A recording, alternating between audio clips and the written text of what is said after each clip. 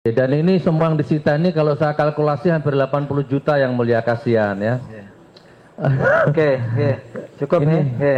Mari gunakan akal pikiran, gunakan akal sehat untuk melihat sesuatu.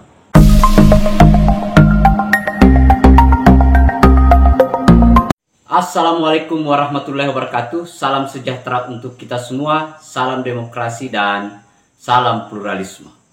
Oke sahabat-sahabat, jumpa lagi di Rahmat Channel.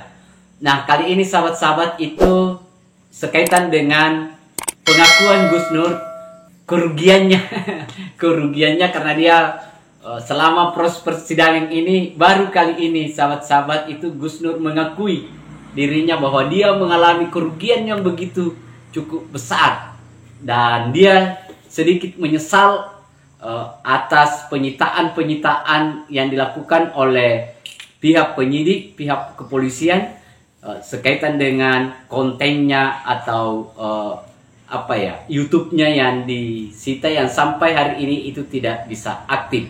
Pengakuan ini keluar dari mulutnya Sugi Nur itu pada saat dia memberikan respon pada saksi ahli, yaitu saksi ahli, Pak Hakim yang digital mulia, Pak forensik Penuntut yang Umum. dihadirkan oleh jaksa. Assalamualaikum warahmatullahi wabarakatuh. Dan juga ini si Gus Nur ini menolak semua, lagi-lagi menolak semua juga disita, apa kesaksian saksi ahli ini. Tetapi untuk lebih jelasnya sahabat-sahabat, mari kita lihat videonya. 30 sampai 40 juta per bulan disita penyidik dan sampai sekarang saya harus kehilangan penghasilan segitu. Ngenes ya, tapi alhamdulillah nggak apa-apa. Terus kemudian bikin lagi akun yang baru yang sekarang Gus Nur 13 official ini. Itu pun kami sudah punya penghasilan sekitar 10 sampai 15 juta tiap bulan. Karena akun GN13 official ini adalah akun bisnis ya, usaha, sosial, macam-macam ya. Jadi tidak hanya politik saja. Baik, jadi gini, saksi ahli. Ketika saya ditangkap, ketika saya di BAP, hari itu juga yang mulia, email dan password itu sudah disita. Jadi saya udah nggak bisa akses lagi, saya udah nggak bisa buka video itu lagi. Dapat berapa minggu kemudian videonya juga tiba-tiba hilang. Video yang sekarang jadi perkara ini. Saya nggak tahu siapa yang menghilangkan, jadi bukan saya. Tadi saksi ahli berkata yang bisa menghilangkan hanya saya yang punya. Nah sekarang saya pastikan bukan saya yang menghilangkan video itu. Atau apapun lah ya, karena di BAP pertama password dan email sudah disita penyidik. Jadi sekarang saksi yang mulia saya sekedar info, video aslinya, URL aslinya sudah tidak bisa diakses lagi, tidak tahu kemana. Kemudian jadi flash disk yang ditampilkan itu juga bukan punya saya, ternyata punya Dodo Baidowi, dan itu isinya bukan orisinil dari URL-nya ya, berarti hasil downloadan. Nah kemudian apalagi ya, iPhone yang disita itu di pledoi sudah saya siapkan sebenarnya, tidak ada juga hubungan dengan peristiwa hukum ini, tapi juga tetap saja disita. Nanti saksi ahli sudah menjelaskan tidak ada hubungan apa-apa di dalam iPhone saya itu. Nah di laptop juga tidak ditemukan apa-apa, karena di laptop itu hanya untuk ngedit dan upload. Ya, di semua bahannya ada di hard disknya itu. Jadi ini yang bisa saya sampaikan. Apa lagi ya Mas? Ya, berarti intinya saudara membantah ya? Intinya saya rugi yang mulia, puluhan juta yang mulia. Yang disita ya, yang disita tadi tidak ada kaitannya dengan yang saudara ya.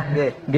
Jadi keterangan ahli ditolak ya? G, saya tolak apa? Karena yang disita bukti dari saudara tadi tidak ada sudah saya siapkan di pledoi nanti mana-mana saja yang tidak ada dengan peristiwa hukum ini ya, sudah saya siapkan. Peristiwa kaitannya dengan peristiwa hukum saudara. Dan ini semua yang disita ini kalau saya kalkulasi hampir 80 juta yang mulia, kasihan ya.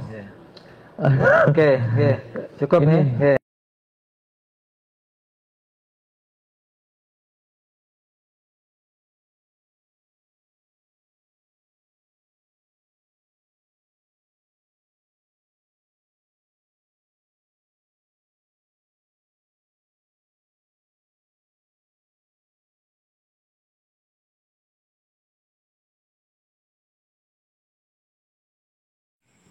Nah, itu tadi sahabat-sahabat ya, kita sudah lihat videonya ya. Bagaimana si Sugiknur ini menolak dengan lantang apa yang disampaikan oleh ahli forensik. Kemudian, tetapi dia sebenarnya si Sugiknur ini tidak menolak secara secara utuh, sahabat-sahabat, karena kelihatannya si Sugiknur ini hanya berkeluh kesah saja, berkeluh kesah sekaitan dengan kontennya yang sampai hari ini itu tidak bisa diakses sehingga dia mengalami kerugian, sahabat-sahabat.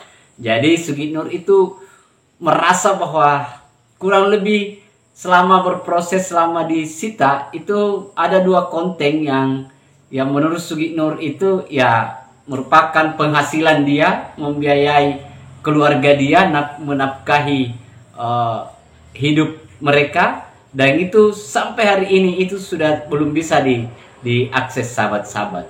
Dan dia betul-betul mengalami kerugian yang cukup besar. Nah itu. Nah tetapi kita hanya berharap bahwa dengan seperti ini yang mungkin dulu dengan pendapatan yang begitu banyak, yang dia bilang tadi bahwa itu kurang lebih kalau dia total itu kerugiannya sekitar 80 juta. Per bulan 80 juta kerugiannya. Nah, ini menjadi pembelajaran untuk dia soal jaga mulut, jaga lisan, kemudian supaya dia tidak mudah menghardik orang, mencaci maki orang, karena itu juga akan berimbas kepada dirinya, kepada keluarganya. Nah, tetapi kan lagi-lagi ya kita kan tidak tahu apa motivasinya Gus Nur yang yang sering melakukan hal-hal yang bertentangan dengan kultural, yang bertentangan dengan masyarakat Indonesia pada umumnya. Kita tidak tahu, sahabat-sahabat, apakah ini memang hanya popularitas atau hanya konten semata untuk menaikkan rating kontennya. Nah, kemudian yang terakhir, sahabat-sahabat, adalah sekaitan dengan pantaslah kalau misalnya si Bambang Tri itu dibiayai oleh si Sugiknur, karena memang ini penghasilan penghasilan yang cukup besar. Nah, sehingga ini yang akan membantah sekaitan dengan apakah Gus Nur itu adalah seorang ahli agama atau dia adalah orang konten kreator, kan begitu, sahabat-sahabat. Nah, itu yang kaitannya dengan mubahalah. Nah, kita tidak tahu. Saya kira ini akan publik sendiri akan menilai siapakah sebenarnya si Sugiknur ini. Apakah dia konten kreator atau dia ahli agama? Nah, saya kira itu, sahabat-sahabat. Akhir kata dari saya, assalamualaikum warahmatullahi wabarakatuh. Salam demokrasi, salam pluralisme, NKRI harga mati.